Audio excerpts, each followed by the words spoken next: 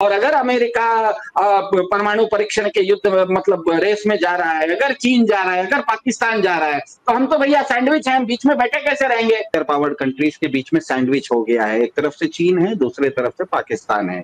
दुनिया में कोई भी दूसरा न्यूक्लियर देश, क्योंकि हमें पता है परमाणु संपन्न देश अमेरिका है, दो तरफ से उसको दूसरे परमाणु देशों ने नहीं घेर रखा है। एक इंग्लैंड है, इंग्लैंड के भी बगल में केवल एक तरफ फ्रांस के पास न्यूक्लियर पावर है, दूसरे तरफ से सैंडविच नहीं है। रशिया के साथ दो देश नहीं है, चीन के साथ भी दो देश नहीं है, लेकिन भारत एकमात्र देश है जिसको दो तरफ से न्यूक्लियर पावर कंट्रीज परेशान किए हुए हैं। ऐसे में ट्रंप साहब ने जो न्यूक्लियर टेस्टिंग के बारे में कही, उसके बारे में मोहसिन भाई ने अच्छे से समझा दिया, पहले कपूर साहब ने भी समझा दिया। भारत के लिए आज उन्होंने ये भी कहा कि जिस समय ऑपरेशन सिंदूर हो रहा था, उस समय एक समय ऐसा आया कि न्यूक्लियर वार की स्थिति आ गई थी और मैंने ट्रेड वार की धमकी देके ये चीज रुकवा ली। अब अगर वो कह रहे हैं कि न्यूक्लियर वार की धमकी, न्यूक्लियर वार की स्थिति आ रही, तो हमें ये ध्यान में रखना है कि भारत ने बहुत पहले, जिस समय हमने 1998 में अटल बिहारी वाजपेयी के समय में न्यूक्लियर टेस्ट किया था, उसी समय हमने नो फर्स्ट यूज पॉलिसी बना ली थी। वो नो फर्स्ट यूज जो पॉलिसी थी, वो हमारे अभी के जो विदेश मंत्री हैं जयशंकर साहब, उनके पिताजी के सुब्रमण्यम बहुत बड़े स्ट्रेटेजिक एक्सपर्ट थे, उनके अध्यक्षता में एक कमेटी बनी थी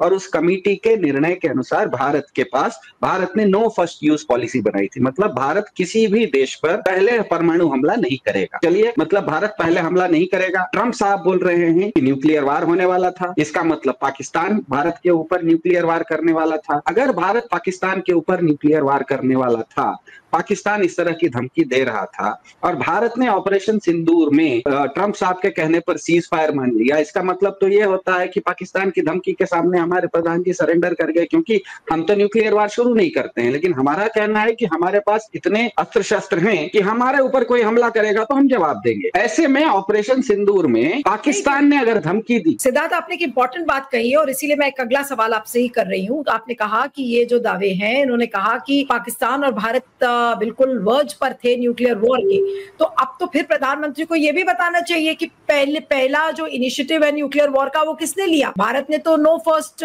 यूज पॉलिसी अगर साइन की है, तो इसका मतलब हम ये मान के चले कि पाकिस्तान ने पहला न्यूक्लियर अटैक किया होगा या अटैक करने की कोशिश कर रहे हो। यही तो हो रहा है, क्योंकि जिस समय ऑपरेशन सिंदूर चल रहा था, आप ध्यान दीजिएगा, करीब 88 घंटे चला था सीज फायर से पहले, जिस समय रोज दिन में 2 बार कर्नल सोफिया कुरैशी और व्योमिका सिंह आती थी और अपनी रिपोर्ट देती थी, वो हमेशा भारत बोल रहा था कि हम इसको एस्केलेट नहीं कर रहे हैं, हम क्या कर रहे हैं वो भी बता रहे थे कि हम केवल आतंकवादी ठिकानों पर हमला कर रहे थे। पाकिस्तान जब हमला कर रहा था हमारे ऊपर अलग अलग जगहों पे भी, तो हम भी जवाब में किसी पर सिविलियन टारगेट्स पर, मिलिट्री टारगेट्स पर अटैक नहीं कर रहे थे, हम उनके रेडार वगैरह को तोड़ रहे थे। तो भारत बार बार कह रहा था कि हम एस्केलेट नहीं कर रहे हैं। ये भारत का बिल्कुल स्टैंड था ऑपरेशन सिंदूर के समय। उससे पहले भारत का स्टैंड है कि हम no first use nuclear policy है। इसका मतलब ये इस ऑपरेशन सिंदूर में भारत की ओर से सबसे पहले तो कहीं पर भी परमाणु युद्ध करने की कोई धमकी न थी, न तो कोई ऑप्शन था। ऐसे में अगर ट्रंप साहब कह रहे हैं कि ये युद्ध परमाणु युद्ध के कागार पर पहुंच गया था और मैंने उस परमाणु कागार पर पहुंचे हुए युद्ध को ट्रेड वार के द्वारा, अपने ट्रेड प्रेशर के द्वारा रुकवाया, इसका मतलब ये स्पष्ट है कि परमाणु जो ब्लैकमेल है वो पाकिस्तान की ओर से आया था। और उसके उस ब्लैकमेल आने के बाद अगर ऑपरेशन सिंदूर में हमने सीज फायर मान लिया, इसका मतलब ब्लैकमेल करने वाला ताकतवर घोषित हो जाता है, ब्लैकमेल करने वाला ताकतवर प्रमाणित हो जाता है। तो ये तो अब भारत के प्रधान जी के ऊपर काफी प्रेशर है कि अगर पाकिस्तान भारत के ऊपर न्यूक्लियर ब्लैकमेल कर रहा था तो हमने उस समय उसके साथ सीज फायर क्यों किया? क्योंकि भारत तो नो फर्स्ट यूज पॉलिसी करता है। ऐसी स्थिति में मेरे ख्याल से ये अटपटी स्थिति भारत के लिए हो गई है, सिर्फ भारत के प्रधान जी के लिए नहीं, भारत की ये जो न्यूक्लियर पॉलिसी है नो फर्स्ट यूज की, उसको भी शायद अब रिविजिट करने का समय आ गया है। क्योंकि अगर ट्रंप साहब अब बोल रहे हैं कि चाइना नए नए जखीरा अपना खड़ा कर रहा है, तो हम तो भैया सैंडविच आदमी है ना, उस तरफ से पाकिस्तान भी है, इस तरफ से चीन भी है, और दोनों अगर एक तरफ पाकिस्तान ऑपरेशन सिंदूर में हमको न्यूक्लियर ब्लैकमेल करता है, दूसरी तरफ अगर चीन कहता है कि हम अपना जखीरा बढ़ाएंगे, तो हम नो फर्स्ट यूज पॉलिसी लेके क्या करेंगे? हमको भी तो अपनी पॉलिसी शायद बदलनी पड़ेगी।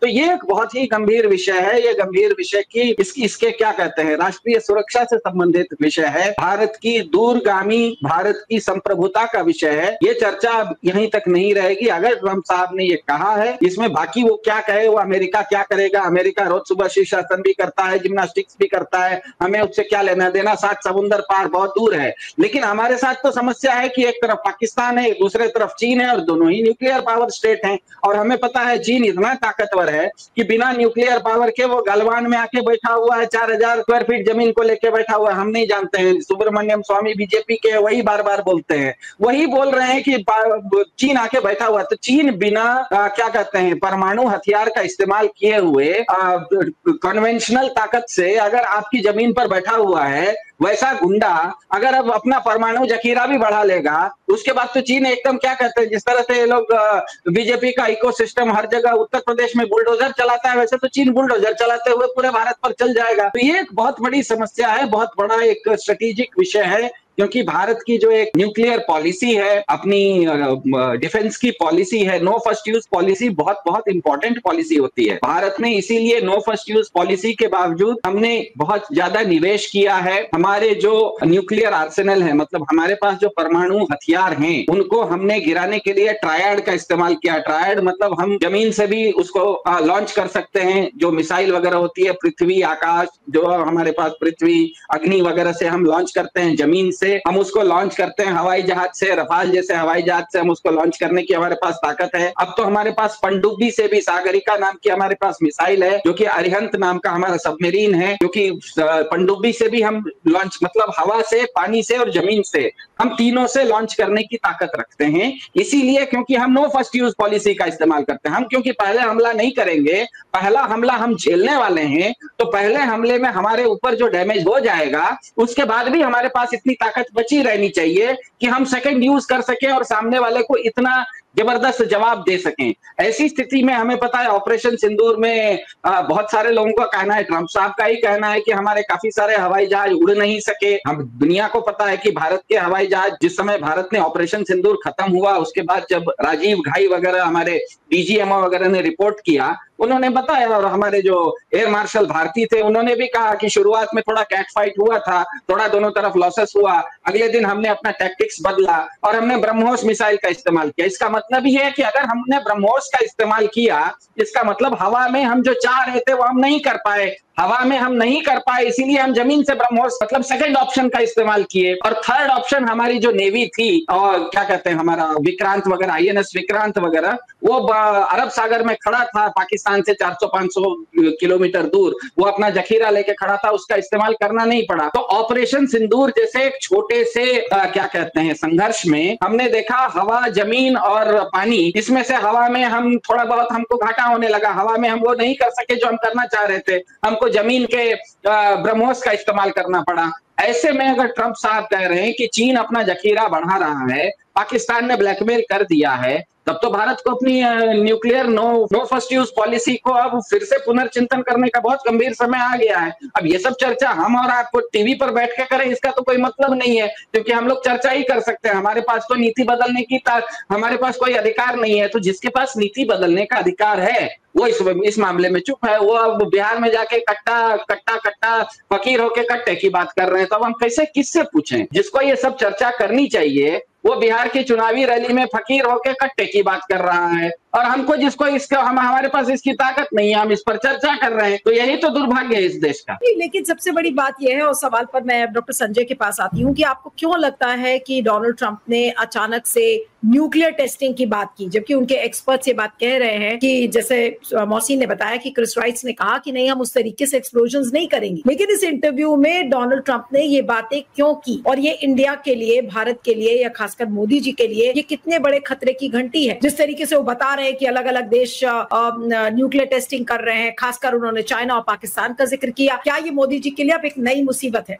ये मामला सॉल्व नहीं होगा, क्योंकि ये लग रहा है कि ट्रंप जो है वो पब्लिकली प्रेशर करेंगे प्रधान हमारे कि वो माने इस बात को कि उन्होंने पीस कराया है, और वो अगर नहीं भी मानेंगे तो वो उनके सामने, उनके मुंह पे बोलेंगे, ये पब्लिक में भी और प्रेस के सामने भी। वो 50 से ज्यादा बार बोल चुके हैं और हर रोज बोलते हैं, और अब तो ये कहने लगे कि उन्होंने परमाणु जंग रुकवाई है, ये नहीं कि सिर्फ वॉर रुकवाई है। तो ये भी डर है कि वो प्रेशर डालेंगे ट्रेड के ऊपर और रशिया के ऊपर। आप देखिए दोनों बार प्रधानमंत्री उनसे नहीं मिले, ना कनाडा में उनसे मिले, G7 में उन्होंने फोन करके बुलाया, वॉशिंगटन तो नहीं गए, और तीसरी दफा अब यहाँ पे जो मिलना था आसियान का, तो भी प्रधानमंत्री नहीं। तो आपको लग रहा है कि अब ये जो परमाणु परीक्षण के जो दावे हैं इस पर भी प्रधानमंत्री कुछ नहीं बोलेंगे और उसको एक कान से सुनेंगे दूसरे कान से निकाल देंगे? इसमें उनका बोलना वैसे जरूरी नहीं है। ये अब अमेरिका कुछ बोल रहा है, हमें तो कुछ बोल नहीं रहा, हिंदुस्तान को तो कुछ बोल नहीं रहा, तो हमें क्या जरूरत है बोलने की? कोई जरूरत नहीं है उनको बोलने की। पर जहाँ जरूरत है वहां पे भी नहीं बोल रहे और जहाँ मिलना चाहिए वहां पे भी नहीं मिल रहे। नहीं, इसमें उन्होंने डायरेक्टली भारत को तो नहीं बोला है, लेकिन सिद्धार्थ मैं अब आपके पास आती हूँ कि उन्होंने ये तो बोला ना कि पाकिस्तान भी टेस्टिंग कर रहा है, चाइना भी टेस्टिंग कर रहा है। तो अगर आप उन दोनों चीजों को जोड़ कर देखिए तब तो फिर भारत के लिए एक बड़ा खतरा नहीं है जिसका आगाह या जिसके तरफ आईना दिखाने की डोनाल्ड ट्रंप कोशिश कर रहे हैं मोदी जी? कि आप हंसने लगिए, उस बात पर हंसिए कि देखो बंदर के हाथ में उस तरह आ गया है। दूसरा विकल्प यह है कि उस बंदर के हाथ से किसी तरह उस तरह निकलवा दीजिए, नहीं तो बंदर बहुत ज्यादा उत्पात मचाएगा। या तो आप खुद अपने घर से भाग जाइए कि भैया बंदर के हाथ में उस तरह आ गया है, मुझे मेरे घर में आके ना काट ले। अब मुझे ये बताइए कि डोनाल्ड ट्रंप के पास भले बंदर के हाथ में उस तरह है, लेकिन डोनाल्ड ट्रंप के पास आज इतनी ताकत है कि वो अमेरिका से उड़ान भरवाता है अपने पायलट को कह के, 72 घंटे तक हवा में रहते हुए वो हवा में आता है, ईरान में बमबारी करके वापस चला जाता है। इतनी बड़ी टेक्नोलॉजी तो दुनिया में किसी दूसरे देश के पास नहीं है। चीन भी अगर हमला करता है तो पड़ोसी पर करता है, भारत में गलवान में घुसता है। रशिया भी अगर हमला करता है तो पड़ोसी यूक्रेन में घुसता है। अमेरिका एकमात्र देश है जो कि 7 समुंदर पार आके हमला करके वापस भी चला जाता है। तो ये बंदर इतना खतरनाक है कि इसके पास उस तरह नहीं AK-47 बंदर के हाथ में आ गया है। ऐसे में किसी बंदर के हाथ में AK-47 आ गया है और आप केवल उस पर हंसते रहिएगा, तब तो आप अपने ऊपर खतरा मोल ले रहे हैं। आपको अब दूसरी बात यह है कि आप अगर बंदर के हाथ से वो AK-47 छीनेंगे नहीं तो वो बंदर आपके ऊपर चलाना शुरू करेगा। तो आपने क्या तय किया? जिस तरह से मोहसिन भाई ने बोला कि चलो भाग जाते हैं, अपना ही घर छोड़ देते हैं, तो इसका मतलब तो आप दुनिया के पहले विश्व गुरु हुए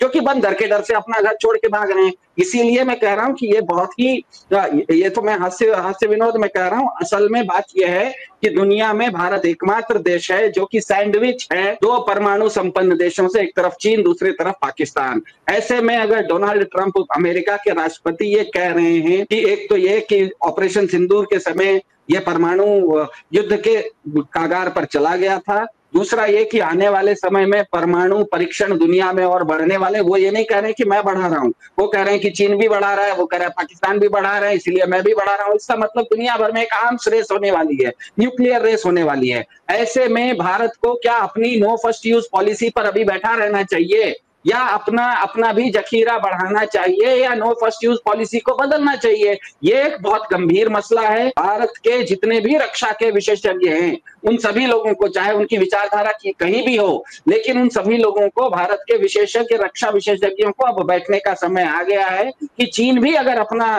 देखिए आज चीन ने गलवान में घुसा, वो तो कोई परमाणु हथियार लेके नहीं घुसा, वो तो ऐसे ही घुस गया बुलडोजर लेके, ट्रक लेके, 1000, 2000, 5000 सैनिक लेके। तो जो चीन बिना परमाणु का इस्तेमाल किए हुए, बिना परमाणु हथियारों का इस्तेमाल किए हुए आपकी जमीन कब्जा रहा है, वो उसके पास अगर और ज्यादा परमाणु हथियार आ जाएंगे तब तो वो बुलडोजर लेके रामेश्वरम तक घुस जाएगा। आप इसको रोकेंगे कैसे? आपके पास अगर नो फर्स्ट यूज पॉलिसी है तो वो तो कहेगा पहले इन्हीं को खत्म कर दो। नो फर्स्ट यूज पॉलिसी का मतलब क्या है? तो मेरे ख्याल से भारत को अब समय आ गया है कि अपनी nuclear no first use policy को फिर से रिविजिट, मैं ये नहीं कह रहा हूं बदलना है, लेकिन इस पर अब गंभीर चिंतन करना है। और अगर अमेरिका परमाणु परीक्षण के युद्ध मतलब रेस में जा रहा है, अगर चीन जा रहा है, अगर पाकिस्तान जा रहा है, तो हम तो भैया सैंडविच हैं, बीच में बैठे कैसे रहेंगे? फिर से मैं कह रहा हूं, बंदर के हाथ में उस तरह नहीं AK-47 है। आप इसको देख के हंसते रहिएगा तो वो गोली चला सकता है, गोली चलाएगा तो हम घायल हो सकते हैं। आपको उसको कहीं किसी न किसी तरीके से उसको आपको ढाल बनाना पड़ेगा। या तो बंदर के हाथ से आपको AK-47 छीनना है या तो अपने खुद को आपको क्या कहते हैं बुलेट प्रूफ पहनना है। लेकिन आपने तय किया है कि बंदर के हाथ में AK-47 है, हम अपना ही घर छोड़ के भाग जाते हैं। अब इसका कैसा विश्वगुरु हो गए भाई आप कि बंदर को देख के आप भाग रहे हैं और अपने आप को विश्वगुरु कह रहे हैं? तो मेरे ख्याल से काफी जटिल मामला है और इस चीज की गंभीरता को देखते हुए ये केवल ट्रंप साहब पे हंसने की बात नहीं है। ट्रंप साहब पर हंसिए भी तो उनके पास इस तरह की टेक्नोलॉजी है कि वो ईरान पर आके बमबारी कर रहे हैं। कल भारत के ऊपर भी आने का वो निर्णय ले ले तो अरे भाई बंदर है, कुछ भी सोच सकता है। कल भारत के ऊपर कहे कि ईरान तक हमारा हवाई जहाज पहुंच गया, थोड़ा दूर और पहुंचवा देते हैं भारत हिंदुस्तान पर भी, तो भारत उसको कैसे रोकेगा? तो राष्ट्रीय सुरक्षा नीति जब बनती है तो वो केवल दुश्मनों को ध्यान में रख के नहीं बनती है, वो इसीलिए भी बनती है किसी भी छोटे सा एक पिस्टल होता है, उसमें भी एक सेफ्टी लॉक होता है। वो सेफ्टी लॉक इसीलिए होता है क्योंकि गलती से अपने लोगों को भी ना लग जाए। तो कोई भी देश की जब सुरक्षा नीति बनती है वो केवल दुश्मनों के लिए नहीं बनती है। भारत की सुरक्षा नीति केवल पाकिस्तान से रुकने के लिए नहीं है, केवल चीन से रुकने के लिए नहीं है। दुनिया भर में कल को मेरा दोस्त भी अगर गलतफहमी में किसी उसका मन बदल जाए, हमें धोखा देने की कोशिश करे, तो हमारे पास उस तरह का शील्ड, हमारे पास उस तरह की ढाल होनी चाहिए। वैसा ढाल होते हुए आज नहीं दिख रहा, ये दुर्भाग्य।